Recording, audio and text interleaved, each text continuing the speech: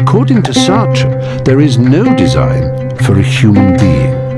No way we have to be, no God to create a purpose for us, no human nature that fixes how we should live. I woke up with a broken heart in my chest. I couldn't sleep, couldn't get no rest, weighed down by the heaviness of life. I want to read you something that Nietzsche wrote. God is dead. God remains dead, and we have killed him. And I try to shake it, flipping through my phone, but all it does is make me feel more alone. How could anything that feels so wrong be right? But again, this shows that there's this sort of conflict. The more you believe in Darwin, the less you believe in God. 7 billion voices separate us, but only one can show us who we are. You will know them by their We fruits. are made in the image of, made in the image of. Look, we teach the truth. We don't apologize for it. We don't candy coat it. We don't hide it. Made in the image of, Because we're people of truth. made in the image of God. That's where the light comes from, yeah. We're going to seek truth. We're going to live truth. We're going to know truth. We're going to know more and more truth. That's where the light comes from, yeah. Listen, brothers and sisters, I love you. I love you.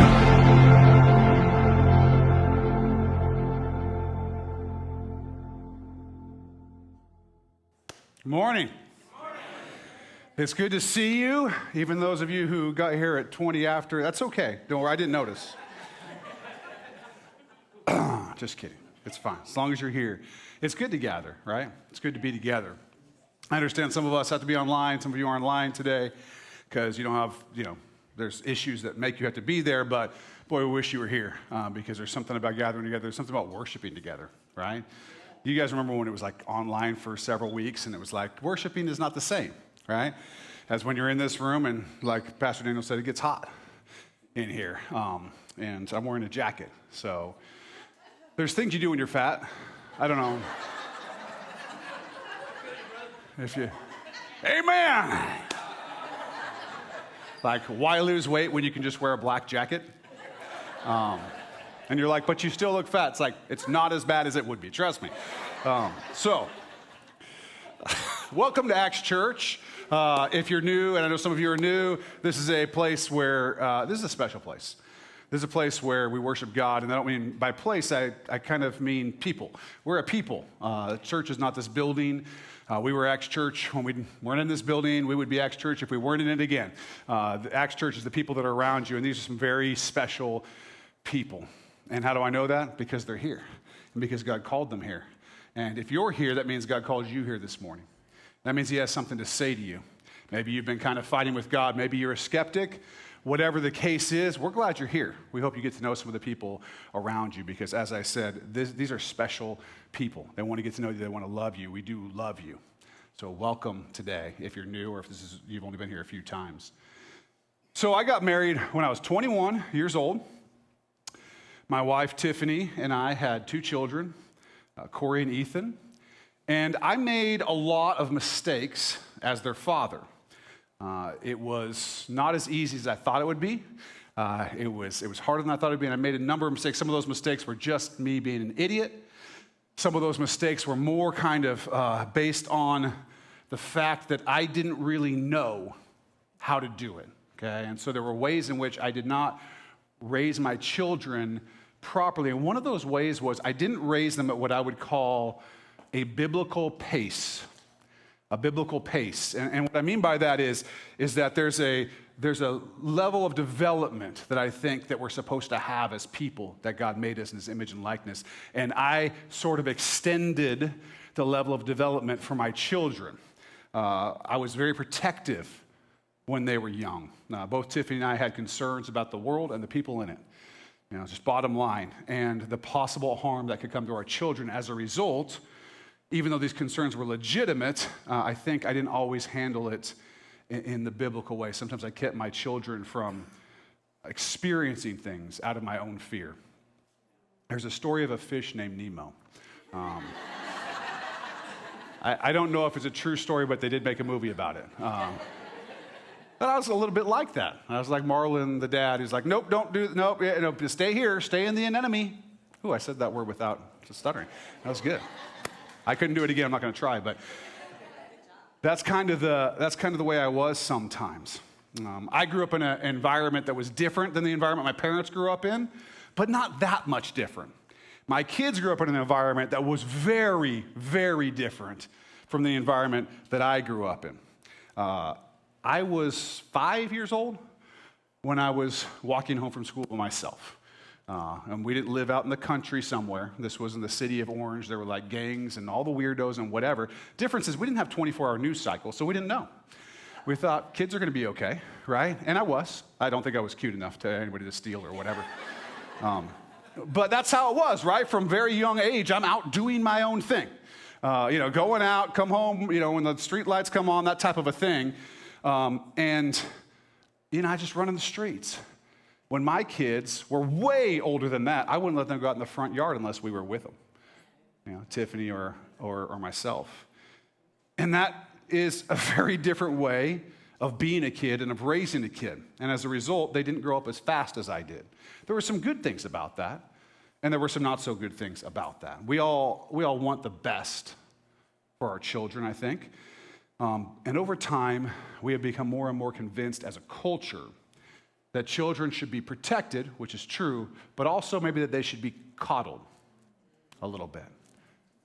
You probably haven't noticed that from all the groans that I hear.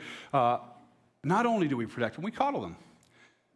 We also call people children until much longer than we would have used to call people children. We still call people children at older and older and older and older ages. We've delayed their development as a culture in general. And then we've asked them to act like men and women when they hit, age 18 or whatever it is. Hey, we've treated you like you're 4 and then maybe like you're 7. Now you're 18, be a man or a woman. And they're freaking out. And then we're making fun of them, and I do it too. I do it too, millennials and Gen Zers. I make fun of you. It's fun. I think we can all laugh about it. But let me just say now, it's not your fault. It's not your fault. It's the fault of the culture. Now, you may have had parents that did a better job with that. Some did better, some did worse. But in general, we have infantilized them. We've kept them as infants, as children, for a very, very long time. And then when we've asked them to grow up, they haven't had the tools to do it because we didn't give them to them. Kept them in the anemone. Did it again. Thank you. Thank you. If that's all you came for, you got it. We've been in this series called Identity for a number of weeks. I think this is week 8 of this series. 8 messages, and you can go back online and watch them if you want to get a better feel for all this. But we've been dealing with issues related to our identity. Our identity as humans. Our identity as people created in the image and likeness of God. And we've kind of gone, we did men, we did the identity of a Christ follower, we talked about women last week, and this week, Lord willing, we're going to get into a study this morning on the identity of children and young people. We like to study the scriptures here. We believe that where you find truth is here, and that if it can't be consistent with what's here, it's not true. I'm not saying everything's in here. It doesn't talk about every single thing in the world, but it gives us the principles for living that we need. And so we try to study the scripture, and then we try to apply it to our walk with the Lord and our walk in life in this world. Because we need some scripture in our lives. We need some truth in the way we're living our lives. And so that's kind of one of the things we do here. The first thing I want to talk about this morning is little children. Little children. I don't know what the age of this would be, like 0 to 3, something like that. Very small children, maybe up to 5 years old. I'm not going to have as much to say about them because our little children are downstairs in Acts Kids, and they don't watch the sermon down there. So why would I bother talking about them very much, right? They're not going to listen. Here's the thing. Children are a joy. Children are a blessing. Not everyone is called by the Lord to have children. It's not important whether you have children or not. God may call you that, he may not. But for those of you who do and are, or you're an aunt, you're an uncle, you're whatever, children are a gift from God. I love kids. They're so different than us. They're not, they're just like, what do we get to do today? Like, what's going on? Can I eat that? You know, it's just like, which I guess isn't that much different than us, but, right? Kids are great. They're a gift. Listen to Psalm 127:3. By the way, as I go through Scripture, there are Bibles in the seats in front of you. If you want to use one of those, it'll also be on the screen, or you can use your phone or whatever. You know, don't play Angry Birds, but use the Scripture on your phone. If you don't have a Bible at home, take one of those Bibles that's in the seats in front of you home with you. We want to give that to you as your gift. You don't owe us anything. We want you to have the Word of God in your home. Psalm 127:3. Behold, children are a heritage from the Lord. The fruit of the womb is a reward. They're a reward. They're a gift. That's an amazing thing. We need to remember that. I know that in our culture now, people are having children less and less. They're seeing children more and more as a threat to their own liberty or a threat to the way they want to live their lives. I think Seattle's among the cities, with cities like San Francisco and some other cities like that have very, very low population of children. A lot of dogs, not so many kids, right? And so what I have to believe is that there's a whole lot of people who, it's not that they're not called to have children, it's that they don't believe that they're a heritage from the Lord and they gift from God, but they are. They are. And every one of your little children down there in Acts Kids, that's how we see them. A heritage from the Lord, a gift from God. Sometimes a bit of a terror, depending on whose number's up. We'll deal with that later. Deal with that later. That's why we don't put your names up there, so you can be like, I don't want to. All right. When I was a kid, my dad would often remind me that children are to be seen and not heard. For people today, it seems that children are to be heard really loudly all the time, as far as I can tell. I'm kidding. My dad only said that to me as a joke. He was pretty nice to me. Children should be heard. They are hilarious. I don't know how many times you've heard kids say something, but it's some of the most funny and joyful things in my life is to hear kids say certain things. Here's a few that we have. The kids have said. Adam and Eve had an ideal marriage. He didn't have to hear about all the men she could have married, and she didn't have to hear about the way his mother cooked.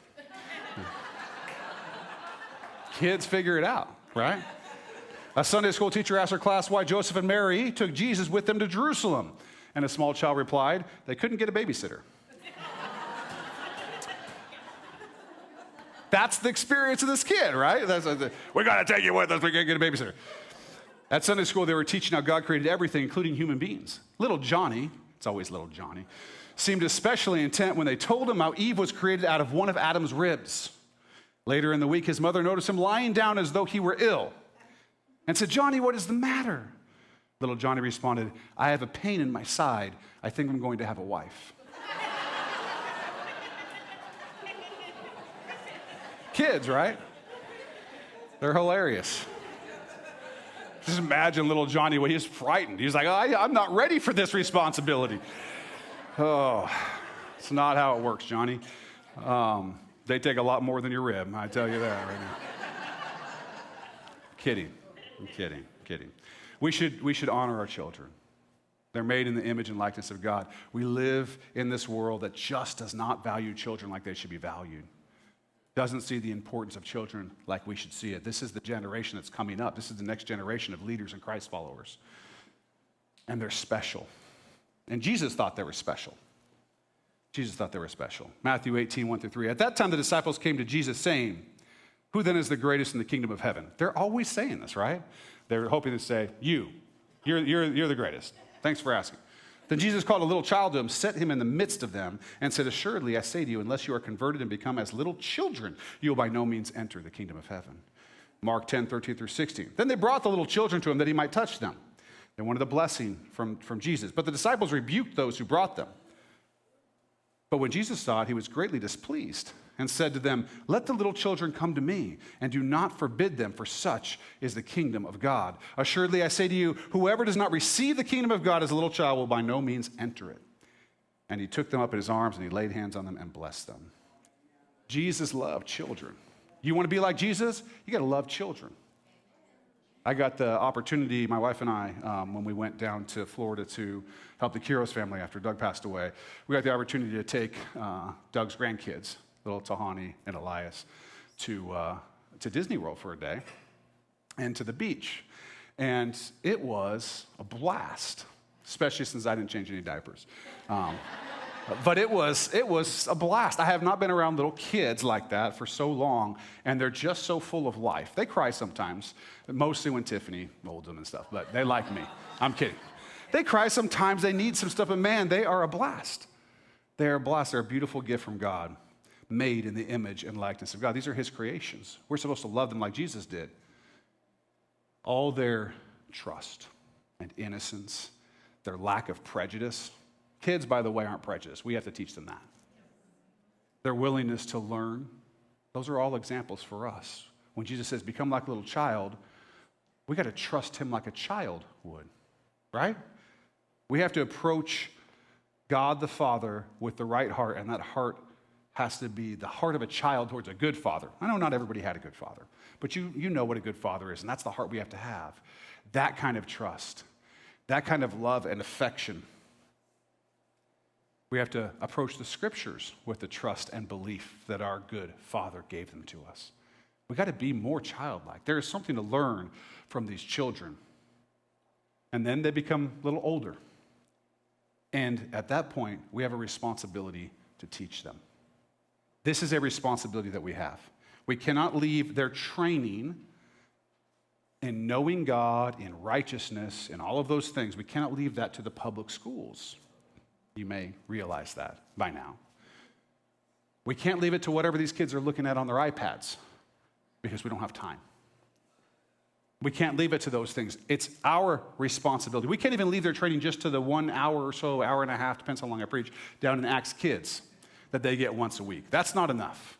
We are responsible to train them. The scriptures say this is Deuteronomy 6:6-7. And these words which I commanded you today shall be in your heart. You shall teach them diligently to your children, diligently, and shall talk of them when you sit in your house and when you walk by the way, when you lie down and when you rise up. This is the nature of how we're supposed to deal with our children if we're Christ followers, if we love God. We're teaching them all the time. All the time. Now, does that mean that you're literally reading the Bible and instructing them all the time? No. You know what? You're teaching them all the time because they're watching you. They're little sponges. You know, you've heard them say that word, and you're like, where did you hear that word? From you, Dad. I remember that. Oh, you shouldn't have been listening to that. No, but they pick stuff up. They pick stuff up, right? We're teaching our children all the time. Our lives are a lesson to them. Every day, in every way, they're soaking it up. They're learning from us. We should be spending time being really intentional about what we're showing our children. And we should be showing them and teaching them from the scriptures what it looks like to be a Christ follower. Training them from the scriptures as soon as they're able to understand, which is pretty young. They can understand pretty young.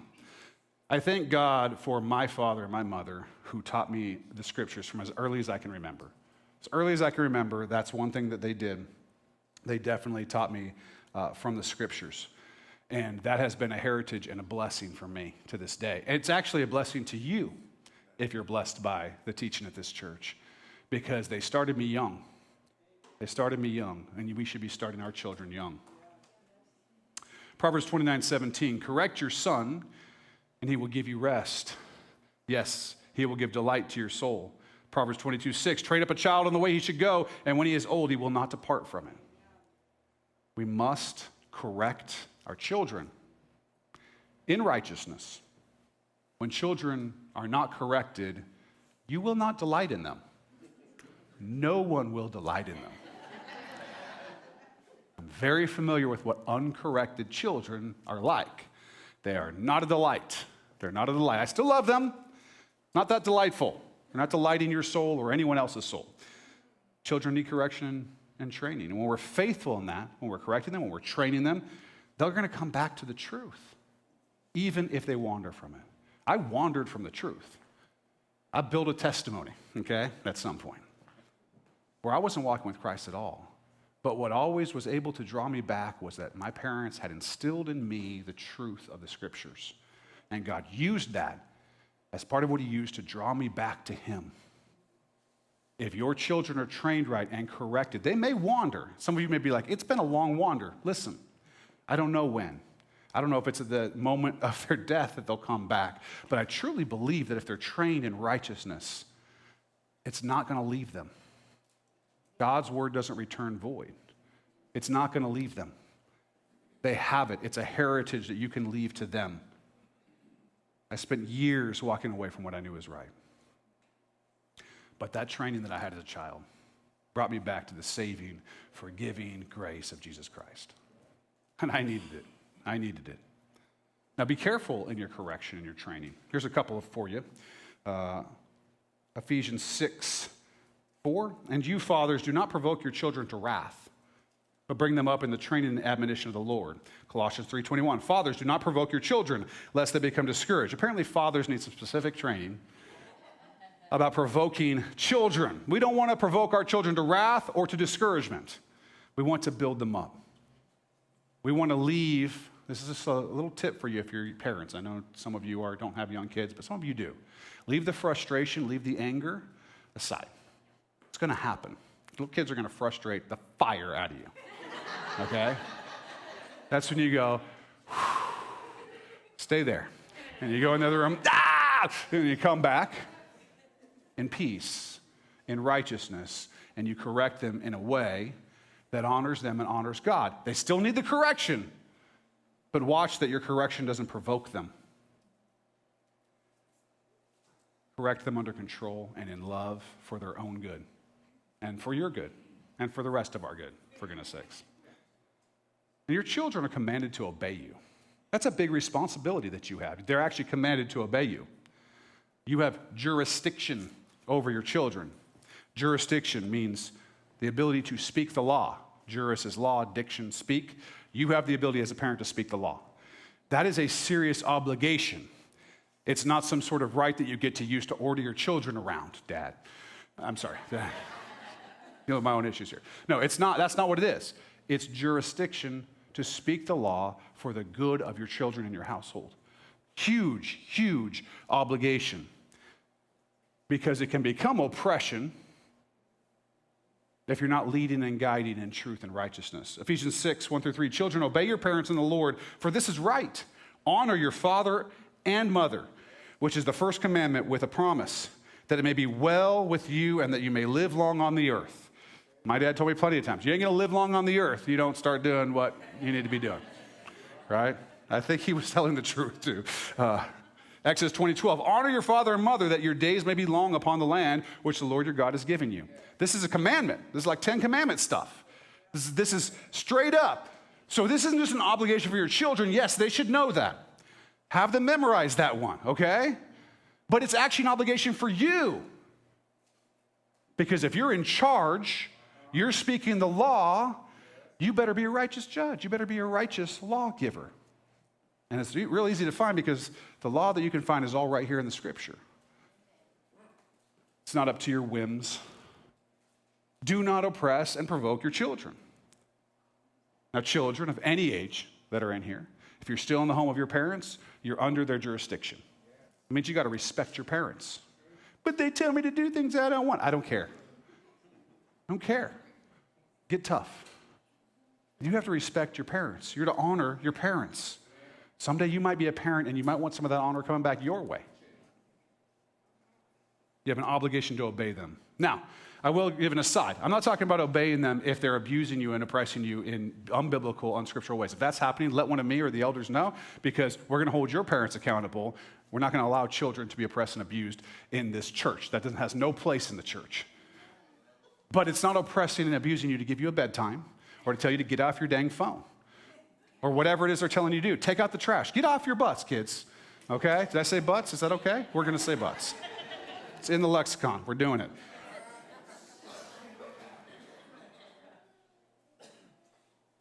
There's lots of times when you would prefer not to obey your parents, young people. Lots of times.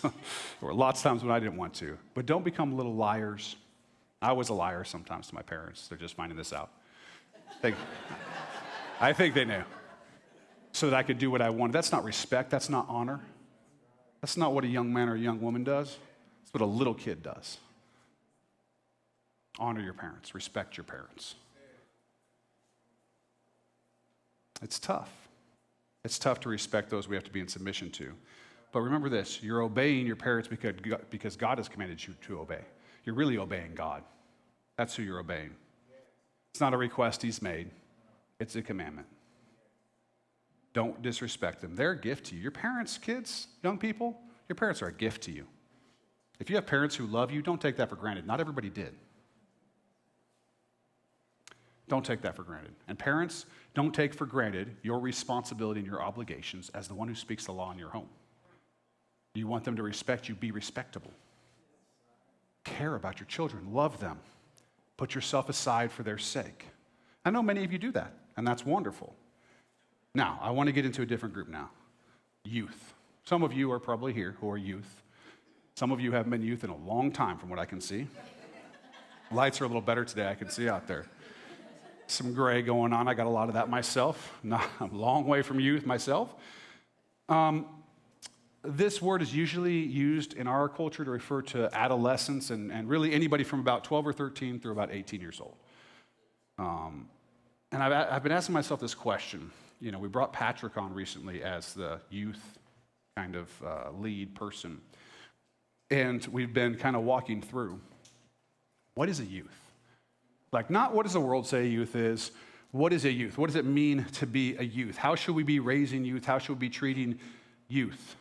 And the answer, it turns out, depends on kind of like what your experience was, as I ask people this, where you grew up, how old you are, what you think youth is, what you think children are, where you think that age is. For Jewish folks, the time of becoming a man or a woman was about 12 for a woman, about 13 for a boy. You were at that point what we would call essentially an adult. You were responsible. You could read the Torah portions, you could do all that kind of stuff. They still do the bar mitzvah and bar mitzvah stuff, but I don't think they treat their kids, because they live in our culture, like adults at that age.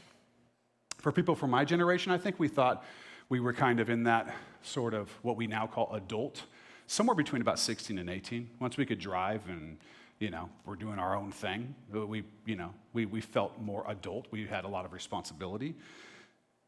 For generations before, that age may have even been younger, especially if you lived in like a rural society where you worked on a farm or something. You were probably expected to act like a man or like a woman at a pretty young age. Today, we tend to allow we tend to allow older people to act like younger people for a very long time.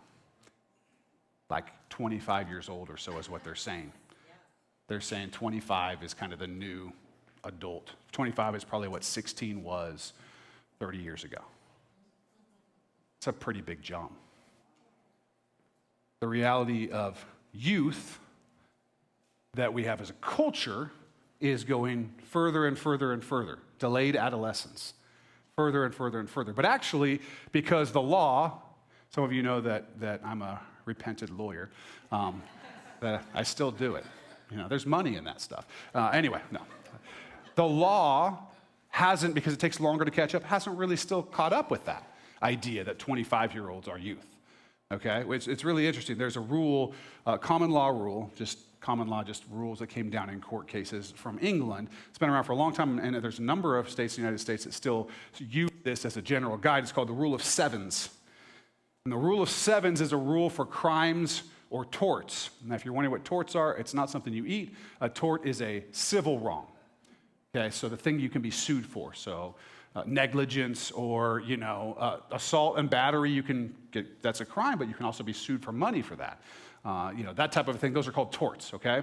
So crimes and torts, and this is the rule of sevens. It basically goes like this. If you're 0 to 7 years old, you're incapable of being responsible for a crime or a tort. That's the way the law was. 6-year-olds and so on, they didn't consider them able to commit crimes and torts, so they wouldn't be responsible for them. When you turned 7 and went 7 to 14, what they had a rebuttable presumption. I'll tell you what that is in a second. That you were incapable. Meaning, we assumed that you were incapable of committing a crime or a tort, having what you needed to in terms of your intent and so on to do that between 7 and 14. But you could rebut that presumption by showing that the young person was mature enough, did understand what they were doing, that kind of thing, and they could still be liable. Then you have from 14 to 21. And from 14 to 21, the presumption is that you're just like any adult. You fully are capable, if you commit a crime, or in other words, you would try a 14-year-old as an adult, because we would presume that they're capable of whatever an adult was capable of. Now, you could rebut that presumption by showing that, say, the 14 or the 15-year-old had some particular issue that kept them from understanding what they were doing. That's really not important. My point is that by 14, we're pretty much considering that people should be able to act like a man or a woman, should be able to understand like a man or a woman. That's the way the law sort of built up. Traditionally, we've expected young people to start acting like men and women, or at least young men and women, somewhere right in there, 13, 14, 15 years old. We don't even come close to that now. We look at them as children, total children. That's how our culture looks at them. In my research, I found out that in 32 out of 50 states, you can get married at 16 or younger. And there was a state where it was like 12 or 13 with parental consent and a court order. But like you're 12 years old, like, Mom, I want to get married. Like, that sounds like a reasonable thing, son. Let's go to the court and get an order signed and you can go ahead and get married. That's the law is still there. That's still where the law is, 16. And we go, oh, 16. But you know what? It wasn't that long ago that getting married at 16 wasn't that uncommon. It just wasn't that uncommon. Why? Because 16-year-olds could handle themselves. They made it. They figured it out, right? We're all here. And I bet you look back in your line, you're going to find somebody in there that got married at 16 or 14 or 15. Probably lived in the South if they did. That's their anyway, I don't want to get into that. According to the U.S. Department of Labor, a person can begin working, adult work, at 14 years old. There are some restrictions on hours and things like that, but 14 years old, you can start doing adult work. To some people today, this seems crazy because we have infantilized children. Why would we allow 14-year-olds to do adult work and 16-year-olds to get married? That's crazy. We must protect them. We must coddle them. I don't think so. They're capable of handling these things if they've been treated like they're capable of handling these things. You know, there's kind of a direct relation between what you tell somebody they're capable of and treat them like and what they're going to do. If I tell you you're a child, you're incapable of anything, I need to protect you and whatever, you're going to act like a child for as long as that gravy train will last. Oh, so you'll do everything for me? There's no responsibility? When I make a mistake, I don't have to deal with the consequences. Mommy and daddy will take care of it? For as long as that will last. And apparently now, for a decent number of people, it's about 25 years old. 25 years old. Kick these kids out of your house, people. Take care of it, mommy. Right? But here's the thing. If you've always taken care of it, don't blame them. Don't blame them. You've shown them that's the way things are. We've treated them like that. We have not given them the tools to reach maturity at the age that they should be reaching maturity.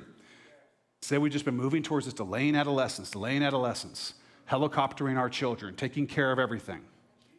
We've been telling younger people when they're 14 and 15 and 18 years old that they're just children. Protect the children. According to the Federal Highway Administration, 61% of 18-year-olds had a driver's license in 2000, I think it was 2017, 61%. In 1983, that number was 80.4%. In Tennessee, by the way, driver's license is you say them. This is weird. I want to tell you about this because this is really interesting. So if you say, do you have a driver's license? The other person would say, yes, I have them. It's a pronoun thing in Tennessee. They got this whole thing going on. I don't know why, if it's because there's an S, driver's license, that they think it's plural, but they act like the card in your wallet is a them. You'll be freaked out if you go there and you hear somebody talking about, do you have your driver's license? Yeah, I have them. Them, how many do you have? Just this one. Them. Here they are. I had to tell you that. It's one of the weirdest things out there, okay? I have them. Okay. Look, this huge drop, 80%, now 60%. I'm telling you, go a few more years, no one's going to get it. And there are people who are saying, make them wait till they're 21 to get a driver's license. 21? I ain't taking them to soccer practice. Right? At some point, it's like, do your own thing, right? But we don't give them the tools to do it. And then they aren't mature enough to do it. And we go, look, they're not mature enough to do it. Well, if you don't treat them like a little infant, maybe they would be. Susan Vanderploeg grew up in South Dakota with the other 4 people. She got her driver's license when she was 14. And so did everybody else. She's still here. driving to school, probably had a gun in the back. I don't, you know how they are in South Dakota. Look, when my son was 14, I wouldn't let him ride his bike very far because I was concerned about all these things. And I didn't let him grow up in the way that he did, that he should have, that I should have, in biblical pace. We treat these young people like it's their fault that they won't get jobs and act like adults, and we didn't give them the tools to become adults. We didn't give them the opportunities to learn how to be adults. And we've been doing this in the church too. Since about the 70s or so, we have been doing something that we generally refer to as youth group. And at Acts Church, we've been pretty serious about making sure they get strong teaching there. But youth group kind of as an idea is often based around attractional, trying to attract young people in with the food and the games and the whatever, and hope that we can kind of slip the gospel in. We've majored on the minors and minored on the majors. If we just get them here, maybe we'll get them saved. We're sure not going to get them discipled with pizza and chips, but maybe we can get them saved. And I'm not saying every church, I'm just saying there's kind of this idea that was going on. By the way, that's happening in big people church too. Without the pizza usually, but sometimes there's lions and tigers involved, from what I've heard. I don't know. There's more than attraction involved in the gospel. I don't care if you're attracted to it. It's the truth. You should be attracted to it. If you're not attracted to it, you need to fix yourself. I don't need to fix it. And that's how we should be with young people as well. Now, there have been great organizations like Young Life and Youth for Christ and things like that that were parachurch, outside the church, that have reached kids and done Bible studies with kids and stuff like that. But within the church, we've separated them out, right? From about, age 13 or so to 18. We've put them in a separate little place, treated them like children, like they can't make their own decisions. If they turn 18, you know what they do? They look at the rest of the church and they go, where do I fit in here? And they leave, right? And then they got to go through this process of growing up, and then maybe some of them come back when they feel like they can handle it. Instead of treating them like we should, which is you're ready to integrate as soon as you start acting like you're ready to integrate, and you'll start acting like what you want to integrate when we start treating you like you're capable of acting like you should be integrated into the main body of the church. That's how it should be. We're working on this right now, trying to figure out what is our ministry to young people going to look like. And it needs to look a lot more like transitioning them into acting like adults at a much younger age than having 18-year-olds playing Chubby Bunny. For those of you who don't know what Chubby Bunny is, you stick marshmallows in your mouth one at a time and you try to say, Chubby Bunny, okay? That's how that works. Classic youth group game, okay? Classic. But is that what church should look like for an 18-year-old woman or man? Chubby Bunny.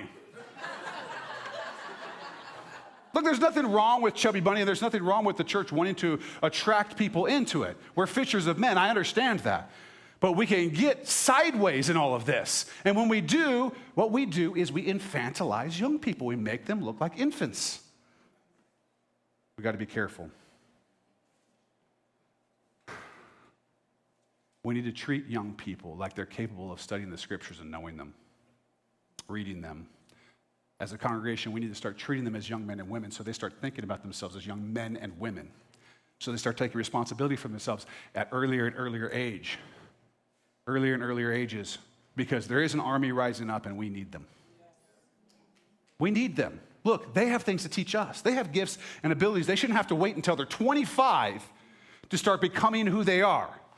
We have this whole age now where they're like, people are figuring out who they are. Listen, I'll tell you who you are. You were intended to be a man or woman of God, and that is not based on what America says the age of whatever is. That's based on as soon as you're capable of it, you're in.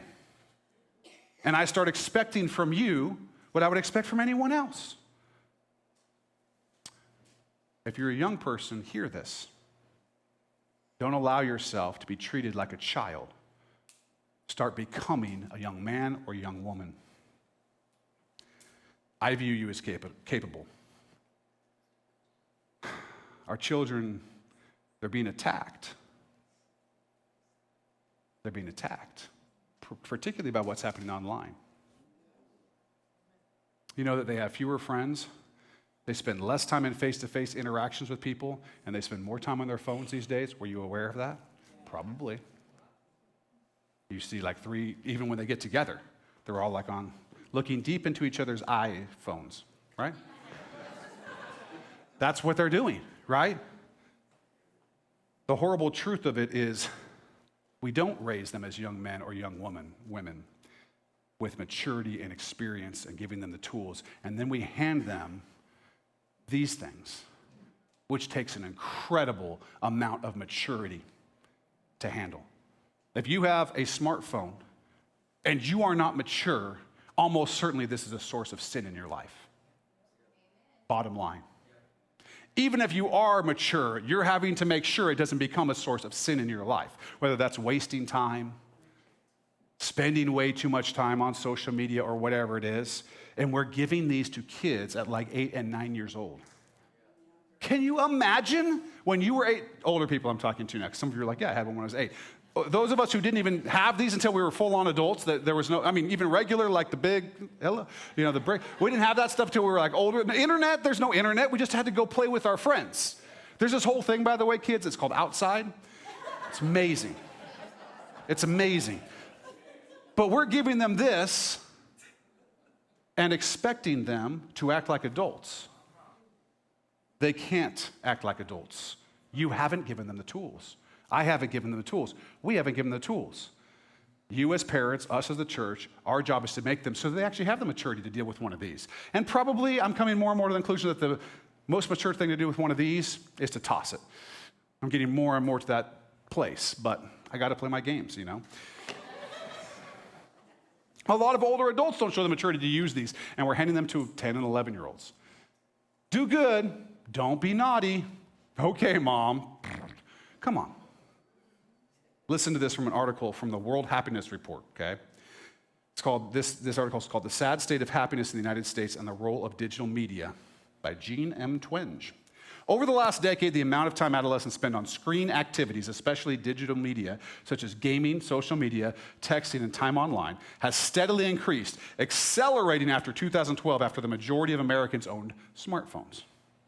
By 2017, the average 12th grader, 17 to 18 years old, spent more than 6 hours a day of leisure time on just 3 digital media activities: internet, social media, and texting. By 2018, 95% of United States adolescents had access to a smartphone, and 45% said they were online almost constantly.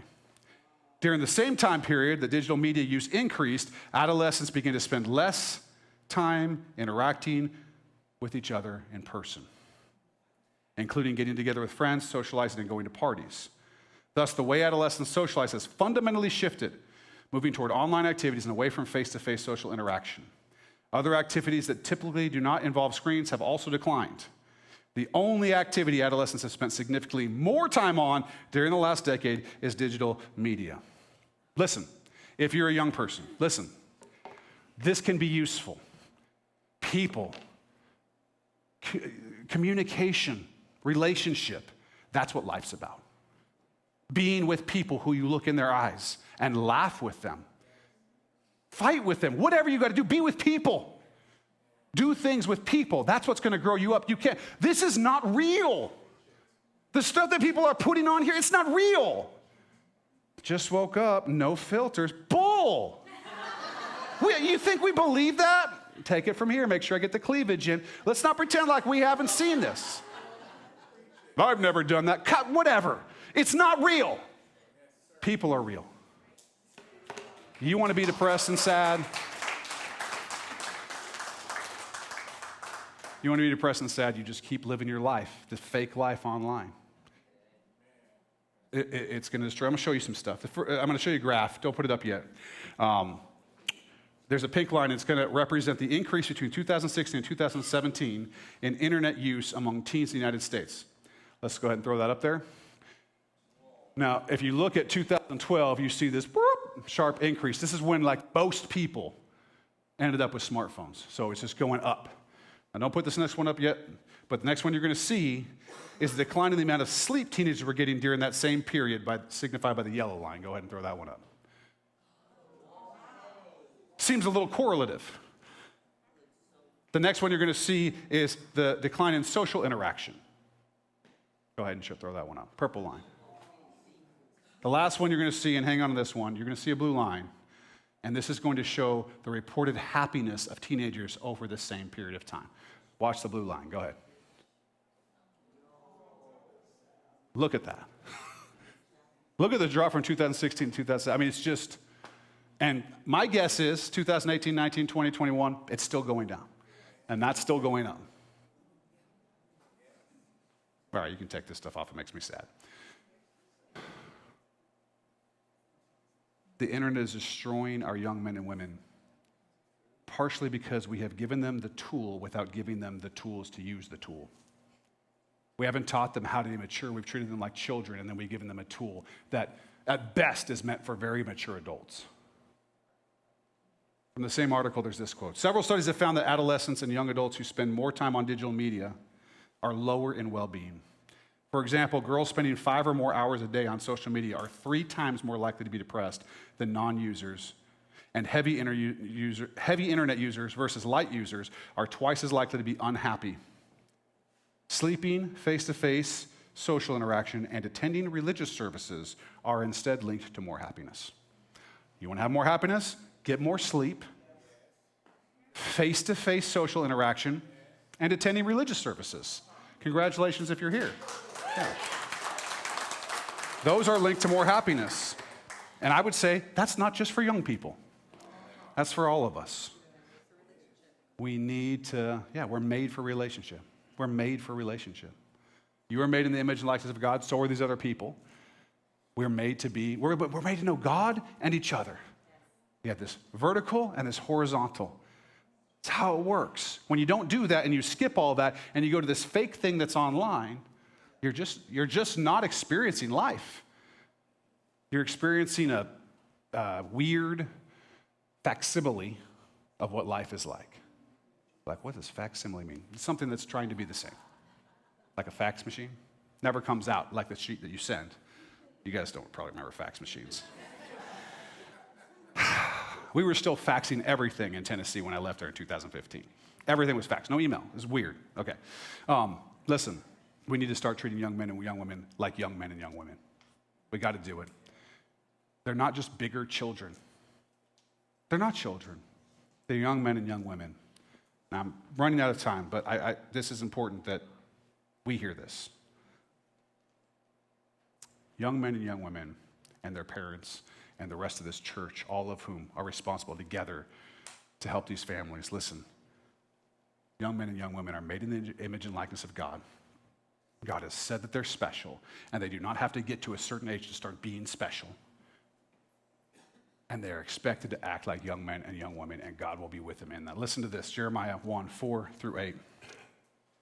Then the word of the Lord came to me, saying, before I formed you in the womb, I knew you.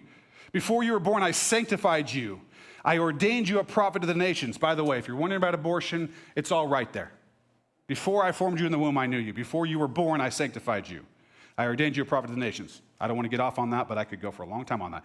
Then I said, this is what Jeremiah says. Oh, Lord God, behold, I cannot speak, for I am a youth. I'm too young.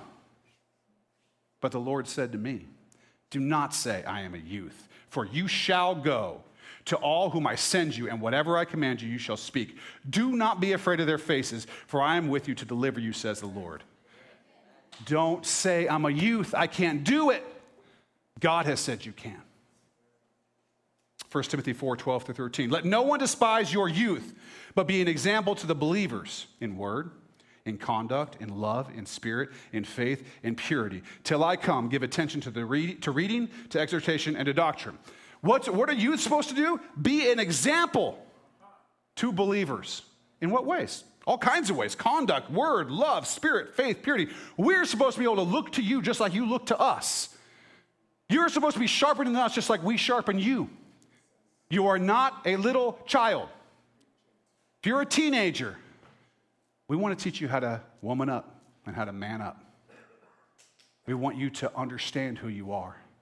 We're not going to have a bunch of people coming out of this church and waiting until they're 25 years old to get their driver's license and move out of mommy's house. We're going to create men and women because that's what you are. And we're just going to recognize what God has made you. I got a bunch more, guys, but we're 11:29. I'm already late. Listen. Yeah, I may come back to a little bit next week. We'll see what happens. I love you guys. I want you to spend some time this week thinking about what we've talked about this morning, what we've studied this morning, because listen, we have got to break away from the church being led about the way we think about ourselves and our young people by what the world is saying about ourselves and young people. We've got to break away from that. We have to be our own thing. What is the point of coming here if it's not something different? If we don't have the answers, but we do have the answers. Band, you can come on up here. We do have the answers. We have got to stop letting the world lead the church when the church should be a light to the world. And that starts with the way we're going to treat our young people. And we're thinking about how to do it well because we don't have necessarily a great example out there that I know of right now for how to do this really well. But it is our responsibility. We are not going to have 70% or whatever it is of people when they're 18 leaving the church, and a lot of them to never come back and become nuns. I have no religious faith. That's not going to be the heritage of this group, of this body. So let's make sure, be in prayer about that. How do we help these young people? How do we help them from their depression, their suicide attempts, all the things that are happening because they spend all their time on these devices and they don't know what it's like to love God and to love other people and to be around other people and to be treated like the young men and women they are.